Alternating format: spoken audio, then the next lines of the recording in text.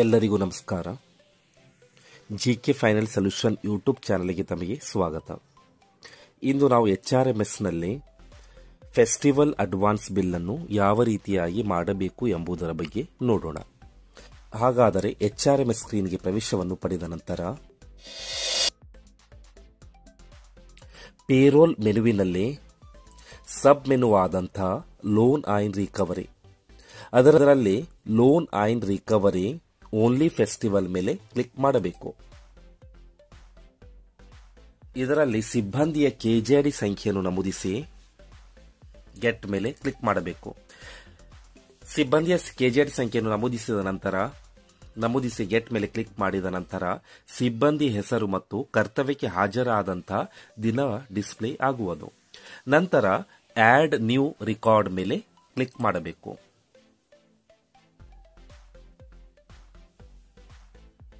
Add new record ಮೇಲೆ click ಮಾಡಿದ ನಂತರ ಅಡ್ವಾನ್ಸ್ ನೇಮ್ ಇದ್ದಲ್ಲಿ ಫೆಸ್ಟಿವಲ್ ಅಡ್ವಾನ್ಸ್ ಎಂತಲೂ, ಅದೇ ರೀತಿ ಫೆಸ್ಟಿವಲ್ ಲಿಸ್ಟ್ ನಲ್ಲಿ ಬಂದುಬಿಟ್ಟು ಯಾವ ಹಬ್ಬಕ್ಕೆ ಸಂಬಂಧಪಟ್ಟಂತ ಮುಂಗಡವನ್ನು ಸೆಳೆಯುತ್ತಿರುವುದೋ ಆ ಒಂದು ಹಬ್ಬವನ್ನು ಇದರಲ್ಲಿ ಸೆಲೆಕ್ಟ್ ಮಾಡಬೇಕು.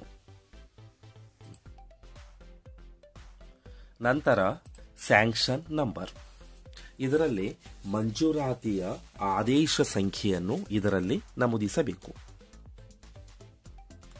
ಮಂಜೂರಾತಿಯ ಆದೇಶ ಸಂಖ್ಯೆಯನ್ನು ನಮೂದಿಸಿದ ನಂತರ ಮಂಜೂರಾತಿ ಆದೇಶದ ದಿನಾಂಕವನ್ನು ಇದರಲ್ಲಿ ನಮೂದಿಸಬೇಕು. ನಂತರ ಸ್ಯಾಂಕ್ಷನ್ ಅಡ್ವಾನ್ಸ್ ಅಮೌಂಟ್ನಲ್ಲಿ ಮಂಜೂರು ಮಾಡಬೇಕಾದಂತ ಹಬ್ಬದ ಮುಂಗಡದ ಮೊತ್ತವನ್ನು ಇದರಲ್ಲಿ ನಮೂದಿಸಬೇಕು. ಸದರಿ ಸಿಬ್ಬಂದಿಗೆ ಅನ್ವಯವಾಗುವಂತ ಹಬ್ಬದ ಮುಂಗಡದ ಮೊತ್ತವನ್ನು ನಮೂದಿಸಿದ ನಂತರ principal monthly instalment amount, total number of principal monthly instalment, ಅದೇ ರೀತಿಯಾಗಿ balance principal amount, balance number of principal monthly instalments auto fetch ಆಗುವುದನ್ನು ನೋಡಬಹುದು. ನಂತರ ಆಡ್ ಮೇಲೆ ಕ್ಲಿಕ್ ಮಾಡಬೇಕು. ರೆಕಾರ್ಡ್ ಆಡ್ ಆಗುವುದು. ನಂತರ ಆಡ್ ಆದಂತಹ ರೆಕಾರ್ಡ್ ಅನ್ನು ತಪ್ಪಾಗಿದ್ದಲ್ಲಿ ಡಿಲೀಟ್ ಮಾಡಬಹುದು. ಇಲ್ಲದಿದ್ದಲ್ಲಿ ಇದನ್ನು ನಾವು ಎಡಿಟ್ನು ಸಹ ಮಾಡಬಹುದು. ಎಡಿಟ್ ಮೇಲೆ ಕ್ಲಿಕ್ ಮಾಡಿದ ನಂತರ ಈ ಒಂದು ಸ್ಕ್ರೀನ್ನಲ್ಲಿ ಇರುವಂತ ಮಾಹಿತಿಯನ್ನು ತಪ್ಪಾಗಿದ್ದಲ್ಲಿ ಬದಲಾವಣೆಯನ್ನು ಸಹ ಮಾಡಬಹುದು. ಬದಲಾವಣೆ ಮಾಡಿದ ನಂತರ ಅಪ್ಡೇಟ್ ಮೇಲೆ ಕ್ಲಿಕ್ ಮಾಡಬೇಕು. ಒಂದಕ್ಕಿಂತ ಹೆಚ್ಚು ಸಿಬ್ಬಂದಿಗಳು ಆಡ್ ಮಾಡುವಂತಹ ಸಂದರ್ಭದಲ್ಲಿ ಈ ಒಂದು ಸ್ಕ್ರೀನ್ ಅನ್ನು ನಾವು ಕ್ಲಿಯರ್ ಎಂತಲೂ ಮಾಡಿ ನಂತರ ಮತ್ತೊಬ್ಬ ಸಿಬ್ಬಂದಿಯ KJD ಸಂಖ್ಯೆಯನ್ನು ನಮೂದಿಸಿ ಆಡ್ ಮಾಡಲು ಅವಕಾಶ ಇರುವುದು. ಈ ಮಾಹಿತಿಯನ್ನು ತಪ್ಪಾಗಿದ್ದಲ್ಲಿ ಎಡಿಟ್ ಮಾಡಬಹುದು, ಅದೇ ರೀತಿಯಾಗಿ ಡಿಲೀಟ್ನು ಸಹ ಮಾಡಬಹುದು. ಈ ಮಾಹಿತಿಯು ಸರಿ ಇದ್ದಲ್ಲಿ ನಾವು ಅಪ್ರೂವ್ ಮೇಲೆ ಕ್ಲಿಕ್ ಮಾಡೋಣ. ರೆಕಾರ್ಡ್ಸ್ ಹ್ಯಾಸ್ ಅಪ್ರೂವ್ಡ್ ಸಕ್ಸೆಸ್ಫುಲಿ ಅಂತಲೂ ಬರುವುದು. ನಂತರ ಮುಂದಿನ ಹಂತಕ್ಕೆ ಬಂದುಬಿಟ್ಟು ಅರಿಯರ್ಸ್ ಮೆನುವಿನಲ್ಲಿ ಸಬ್ ಮೆನು ಆದಂತಹ ಜನರೇಟ್ ಅಡ್ವಾನ್ಸ್ ಬಿಲ್ ನಲ್ಲಿ FA ಬಿಲ್ ಜನರೇಷನ್ ಮೇಲೆ ಕ್ಲಿಕ್ ಮಾಡಬೇಕು. ನಂತರ ಪ್ರಸ್ತುತ ಇರುವಂತಹ ಮಾಹಿತಿಯನ್ನು ಸೆಲೆಕ್ಟ್ ಮಾಡಿ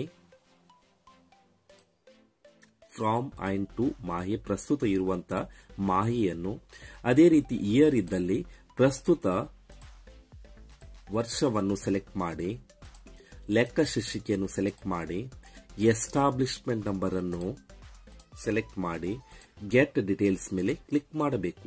FA ಜನರೇಟೆಡ್ ಸಕ್ಸೆಸ್ಫುಲಿ ಅಂತಲೂ ಬರುವುದು. ನಂತರ ಜನರೇಟ್ FA ಮೇಲೆ ಕ್ಲಿಕ್ ಮಾಡಬೇಕು. FA ಜನರೇಟೆಡ್ ಸಕ್ಸೆಸ್ಫುಲಿ ಅಂತಲೂ ಬರುವುದು. ನಂತರ ಹೋಮ್ ಪೇಜ್ಗೆ ಬಂದುಬಿಟ್ಟು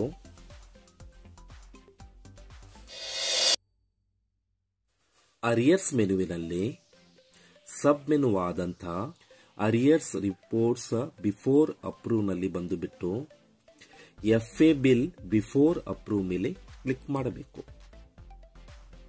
ನಂತರ ವರ್ಷ ಮತ್ತು ಮಾಹೆ, ಪ್ರಸ್ತುತ ವರ್ಷ ಮತ್ತು ಮಾಹೆ, ಅದೇ ರೀತಿಯಾಗಿ ಲೆಕ್ಕ ಶೀರ್ಷಿಕೆಯನ್ನು ಸೆಲೆಕ್ಟ್ ಮಾಡಿ, ಎಸ್ಟಾಬ್ಲಿಷ್ಮೆಂಟ್ ನಂಬರ್ ಅನ್ನು ಸೆಲೆಕ್ಟ್ ಮಾಡಿ, ನಂತರ ವ್ಯೂ ರಿಪೋರ್ಟ್ ಮೇಲೆ ಕ್ಲಿಕ್ ಮಾಡಬೇಕು. ವ್ಯೂ ರಿಪೋರ್ಟ್ ಮೇಲೆ ಕ್ಲಿಕ್ ಮಾಡಿದ ನಂತರ ಜನರೇಟ್ ನೀಡಿದಂತಹ ಫೆಸ್ಟಿವಲ್ ಅಡ್ವಾನ್ಸ್ ನಲ್ಲಿ ಇರುವಂತಹ ಸಿಬ್ಬಂದಿಗಳ ಮಾಹಿತಿ ಡಿಸ್ಪ್ಲೇ ಆಗುವುದು. ಸದರಿ ಮಾಹಿತಿಯು ಸರಿ ಇದ್ದಲ್ಲಿ ಬ್ಯಾಕ್ ಮೇಲೆ ಕ್ಲಿಕ್ ಮಾಡಿ ನಂತರ ಹೋಮ್ ಪೇಜ್ಗೆ ಬಂದುಬಿಟ್ಟು ಇದರಲ್ಲಿ ಅರಿಯರ್ಸ್ ಮೆನುವಿನಲ್ಲಿ ಸಬ್ ಮೆನು ಆದಂತಹ send approve FA arrears bill to K2 ಮೇಲೆ ಕ್ಲಿಕ್ ಮಾಡಬೇಕು. ನಂತರ ಪ್ರಸ್ತುತ ಇರುವಂತ ಮಾಹಿ ವರ್ಷ, ನಂತರ ಅರಿಯರ್ಸ್ ಟೈಪ್ನಲ್ಲಿ, ನಂತರ ಹೆಡ್ ಆಫ್ ಅಕೌಂಟ್ ಮತ್ತು ಎಸ್ಟಾಬ್ಲಿಷ್ಮೆಂಟ್ ನಂಬರ್ ಅನ್ನು ಸೆಲೆಕ್ಟ್ ಮಾಡಿ ಎಸ್ಟಾಬ್ಲಿಷ್ಮೆಂಟ್ ನಂಬರ್ ಅನ್ನು ನಮೂದಿಸಿ ಗೆಟ್ ಮೇಲೆ ಕ್ಲಿಕ್ ಮಾಡಬೇಕು. ನಂತರ ಇದರಲ್ಲಿ ಸೆಂಡ್ ಟು K2 ಮೇಲೆ ಕ್ಲಿಕ್ ಮಾಡಬೇಕು. ಸೆಂಡ್ ಟು K2 ಮೇಲೆ ಕ್ಲಿಕ್ ಮಾಡಿದ ನಂತರ ಪೇ ಬಿಲ್ ಜನರೇಟ್ ಆಗುವುದು ಮತ್ತು ಬಿಲ್ ಖಜಾನೆ 2ಗೆ ಸೆಂಡ್ ಆಗುವುದು. ಸೆಂಡ್ ಆದಂಥ ಬಿಲ್ಲಿನ ಸ್ಟೇಟಸ್ ಅನ್ನು ನಾವು ಪೇರೋಲ್ ಮೆನುವಿನಲ್ಲಿ ಸಬ್ ಮೆನುವಾದಂಥ K2 pay bill status report ನಲ್ಲಿ ಬಂದುಬಿಟ್ಟು ಬಿಲ್ ಸ್ಟೇಟಸ್ ಅನ್ನು ನೋಡಬಹುದು. ಇಲ್ಲಿಯವರೆಗೆ ಫೆಸ್ಟಿವಲ್ ಅಡ್ವಾನ್ಸ್ ಬಿಲ್ ಅನ್ನು HRMS ನಲ್ಲಿ ಯಾವ ರೀತಿಯಾಗಿ ಸೃಜನೆ ಮಾಡಬೇಕು ಎಂಬುದರ ಬಗ್ಗೆ ನೋಡಿದೆವು.